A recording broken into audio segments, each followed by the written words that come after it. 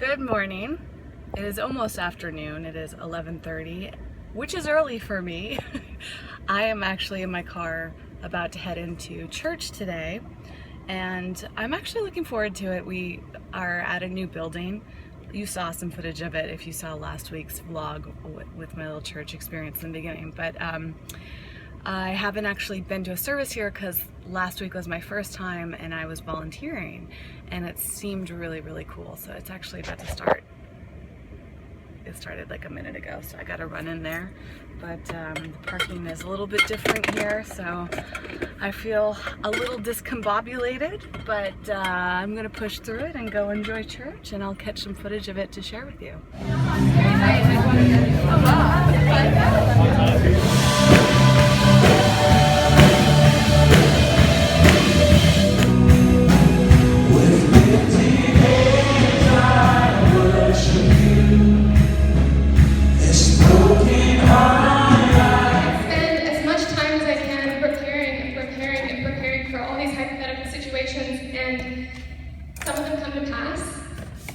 Some of them don't, and then a lot of them come to pass in a way that I didn't really expect, and then I find myself feeling extremely unprepared. I think it's so important that what can be seen as luck, it can be seen as just like he happened to be in the right place at the right time, was preparation. So with that, I want to dive into two scriptures. Distraction comes against you, you feel unprepared all of a sudden, the anxiety. But listen, don't fall victim to your anxiety. Go to your new nature, your real nature, your true nature, and that is great. I'm back from church. It was very nice. As you can see from the video, I go to a very open-hearted, youthful church, and it's a nice experience to go there. It's, you know, I'm trying to get back into the swing of it because I've been a little off with my church goings for the past few weeks, but I definitely feel like it's very healing for me, and I love the people that go to church, so it's nice to catch up with them. And this coming week are a bunch of neighborhood groups, which at the beginning, when I first started doing these vlogs, I didn't go to. They're every other week, so I'm aiming to go to at least one or two of them. I got back from church and I had some of my leftovers from yesterday, that amazing mac and cheese, and I just finished going through the Body Ecology Diet's recipes and marking out. I think I'm going to make a soup with cauliflower from this book, and there's a bunch of recipes that I want to make, but I have to pick up some more ingredients, believe it or not. And as I suspected a few nights ago, a number of the recipe or the ingredients that I have at home right now are not advised, like especially potatoes, sweet potatoes, tomato in moderation is okay. Trying to think. Oh, and apples I have. The book is like very against eating sweet fruits, so that's most fruits. But the book is really meant to be like for cleansing, it seems. Honestly, I finished the book last night and I want to reread it because it's so much information. It's a little bit overwhelming. As I mentioned last night, it's pretty extreme. But I have struggled with so many digestive issues, and a lot of the symptoms that I have fall in line with what's described in the book. So I really want to give it a try and start maybe just gently weaving in some of the advice into my lifestyle, trying the recipes. I can definitely benefit from, you know, eating less sugary foods, so that's good, and eating more fermented foods. And also it talks a lot about ocean vegetables, which can be very, very helpful for the thyroid. So if you've been following the vlog, you'll know that I've been wondering about my thyroid. So I definitely think it's worth trying it out, but I think easing in is the key for me. And okay, for those of you,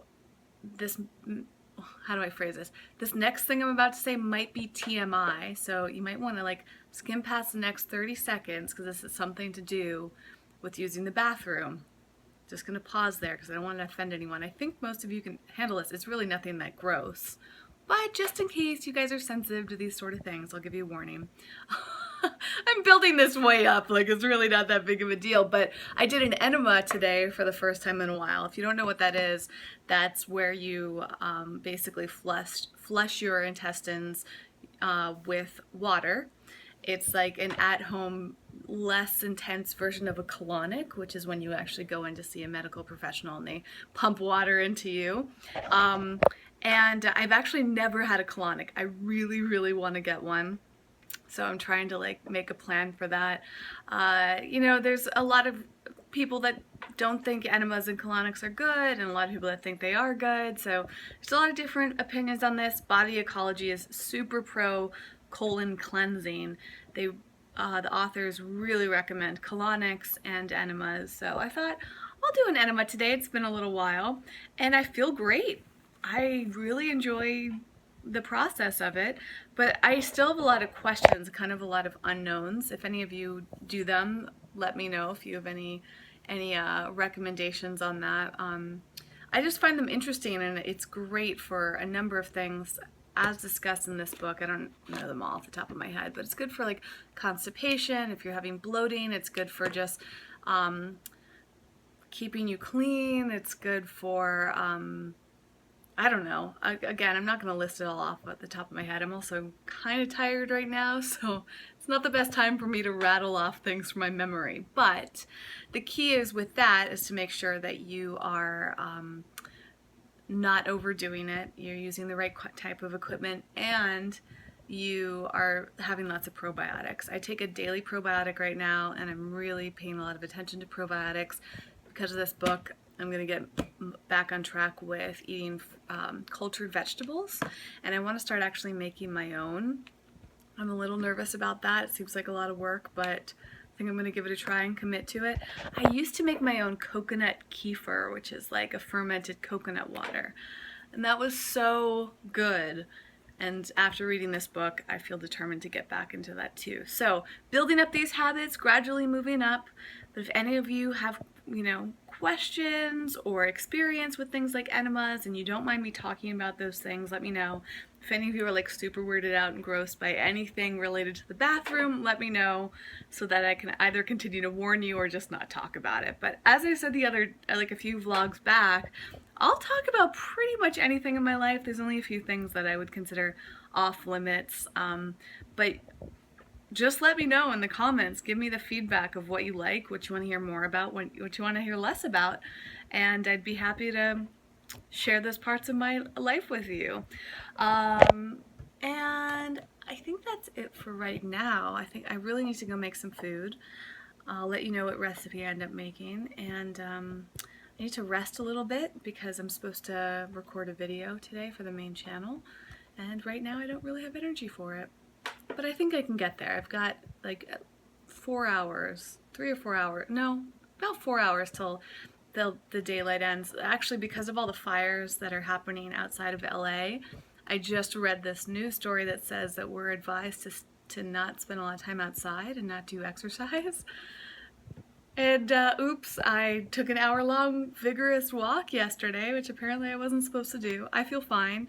I have turned on my air filter, so hopefully that helps, and I guess I'm not supposed to have the windows open, which I did yesterday. I don't know. I feel fine. There's not a lot of ash around my place, which some people have been reporting. I think I'm still going to take my walk tonight is really my point in bringing that up. But if any of you are concerned, we're okay in Los Angeles. Just outside in Santa Clarita is where the fire is, and it's pretty bad, and that will affect the air quality of LA too. So it's sad that that happens, and it's making me hyper aware because I live at the, you know, near the hills in Los Angeles, and you never know.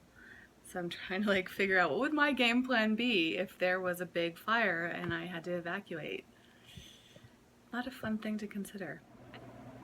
Do I look absolutely crazy in this?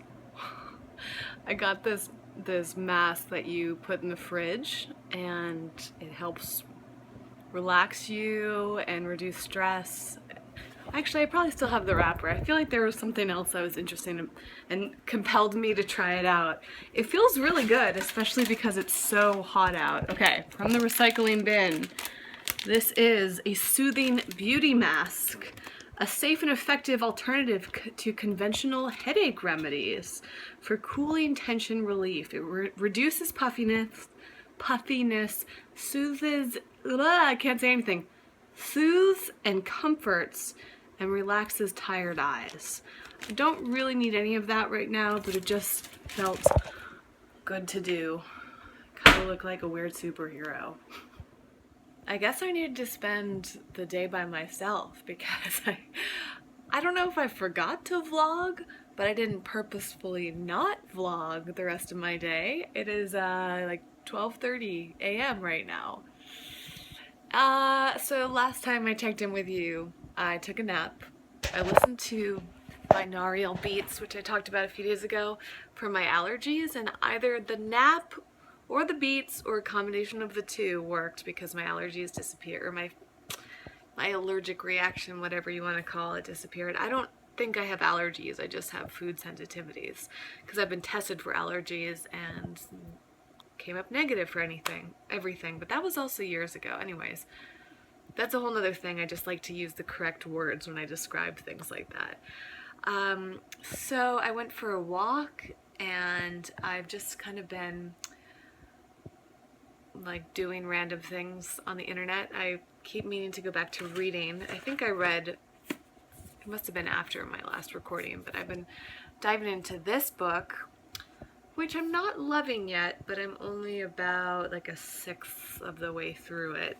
It's pretty interesting. It's just very, very like scientific and medical, and I like more of the emotional, philosophical side of things. So I'm hoping that I think it's going to get into that at some point. And actually the scientific side of fear is very fascinating.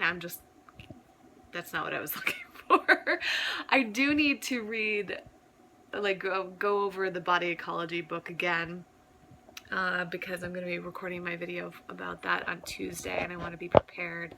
I was supposed to do a video today, but I didn't really feel like it. This is what I commonly do. I will wait to the very last minute to do any of my big videos for the main channel. I just dread them. I mean, I think I've talked about this before, but just in case you didn't catch it, usually it takes me about like 45 minutes to an hour to record a video and 2 hours to edit it, not including the time it takes for me to prepare and get ready, like do my makeup, do my hair, take a shower if I need to, and then any sort of like research or any other types of preparation. So all in all, those videos usually take about 4 hours, and then that doesn't include the time it takes to do a thumbnail and description. So I would say closer to 5 hours per video like that for the main channel.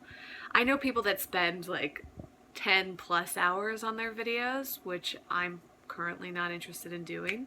5 hours is already pretty exhausting to me, which is why I don't do like big productions on my channel very frequently. And you know what's interesting is I feel like I found that they don't really perform any better than a video I would shoot with my iPhone or my webcam. So why do I bother? Well, when I'm sponsored like I am for this next video and for this series I've been doing Healthy Vegan Body, I like to give those videos a more polished look so the sponsors really feel like they got something nice. But every once in a while I'll do a sponsored video with my HD webcam, and they don't really seem to care either. So I don't know. It's like, you know, doing these vlogs. I used, for the What a Vegan Eats channel, I used to spend a lot of time, well, more, let's say, a lot of time is relative. I used to spend more effort editing those when I was really on top of that last year. And I don't know if it really made that much of a difference. I'm a really big fan of Casey Neistat. I watch his vlogs all the time, and they're very artistically done. I can't remember how long he says those take him. I feel like he said those take him about like 3 to 5 hours to edit, not including any of the shooting. And to him it's like this artistic thing, but he doesn't get a ton of sleep. He works so hard, he has a family, and you know, for me, as I've mentioned so much throughout these vlogs, sleep is important, maintaining my energy is important. There's just so much going on, and I don't know, the reason I'm getting into this is it's like there's always part of me that feels a little sad that my videos don't aren't like every video doesn't look great. But over the years I've become less and less worried about it because I realize like it definitely doesn't affect like consistent views. Like, you guys are watching these even though these videos, these vlogs are barely edited. I just stitched them together in iMovie on my iPhone. And you know, it's like I don't put much effort into these, to be honest, but what I read in the comments is that you guys just like being part of my day. It doesn't have to be fancy. I would be kind of curious though, like, would you be more apt to watch them if they had music? Would you like want them to be shorter? I guess it's always like the amount of energy being put into a project versus what you get back for that time is the big question. Like Casey Neistat, I believe, unless I haven't done like a massive research into this, but I saw an estimate that says that he makes about $2,000 per video, and he makes a video every single day. So he's making approximately $60,000 a month from his vlogs. Off the top of, well, what is that? Like over $600,000 on YouTube potentially. I don't know how accurate this is. Let's just say he makes $500,000 in ad revenue alone, not including any sponsorships, not including his other work. Like, this man is making a lot of money from YouTube, and so I think like it becomes more and more you know, encouraging to put that effort in. And to be honest, for me, I don't make that nearly that much money off of videos in any, whether it's sponsorships or ad revenue or donations or anything like that. So, you know, just being an entrepreneur, I work for myself, my attention ends up going towards other things. And that's made me sad for years, to be honest. In a dream world, it'd be amazing to, you know, make that much money. Not that I want the money, just so that I could put more energy, I could hire people. Like, there's all these dreams that I've had around my channel, and I've just had to take other avenues with things in order to make those things a reality. And I think I bring this up because I feel a little bit sad, right? Like, it'd be so nice if I could sustain myself entirely just from making the videos. But for me, I've found that I need to do a number of different sources of income, which means I'm still sustaining myself through Eco Vegan Gal and through my work with my personal brand, Whitney Lauritsen. But I also think that there's like more going on behind the scenes than people realize, and not just with me, but with many content creators. That's a huge reason why I actually do a lot of coaching and mentoring and classes around this subject matter, is I'm always looking for more forms of revenue to help other content creators, because so many people end up giving up or feeling super frustrated or drained or whatever else. And I don't think a lot of YouTube viewers really know what's happening behind the scenes. That's part of the reason I wanted to do these vlogs. You know, you don't see every minute of my workflow. If you would like to see more of how my work days go, like, I'll often just like mention I'm working, but I don't talk about exactly what I'm working on. I can definitely tie that further into my videos. But I don't know if most YouTube viewers really know what's happening. Like, even, you know, I was thinking about another vlogger that I know, and I'm like, wow, it'd just be so interesting to watch her and how she edits and how much time she spends, and like get inside her head about why she's filming this part and when, and all that construct. Like, you know, there's all these vloggers out there, right? And everybody has their own different method of doing it. Anyways, you know, for me, I'm not vlogging for you guys to make money. I do make a little money from ad revenue. So when you guys watch the video, watch the ads playing before the video, that, like, I'll get a few pennies from that or whatever, and that adds up. And if you guys click the links in the description field, a lot of times those are linked to my affiliates. So that means if you buy something, I get a small commission off that, which you don't have to pay for or anything. And then I have all sorts of other streams of revenue, right? But my whole point is, it would be really nice to just make money off ad revenue. But I've been trying that for 8 years, and so far that has not been the majority of where I get my money from. So that's fine. I'm just not one of those vloggers or YouTubers at this point. I'm not really sure where else to go with that, but just a little insight into my life. I don't even know what inspired me to say that in the first place. How did I get on this topic? Well, oh, I think I was just talking about effort going into videos, right? Yeah. So yeah, I mean, a lot of work goes into it. That's why I work with sponsors on my main channel. Is, you know, when I have a sponsor, I can really justify spending, you know, 4 or 5 hours in a video, or sometimes more. When I'm not sponsored, I'm just thinking I'd rather work on one of my many other projects and give my 4 to 5 hours there, which ultimately have a bigger effect. You know, doing YouTube videos is a lot of work. It's draining, and you know, there's a lot of other stuff to be done. All right, well, enough with that rant. I am not going to go to bed anytime soon. I made the mistake of having a little piece of chocolate, and that probably wasn't the wisest choice. I would like to go to bed around 2 because I have to get up by 10 a.m. Don't know if that 2 a.m. deadline is going to happen because I'm so energized right now. Maybe I'll have some sleep tea or something like that.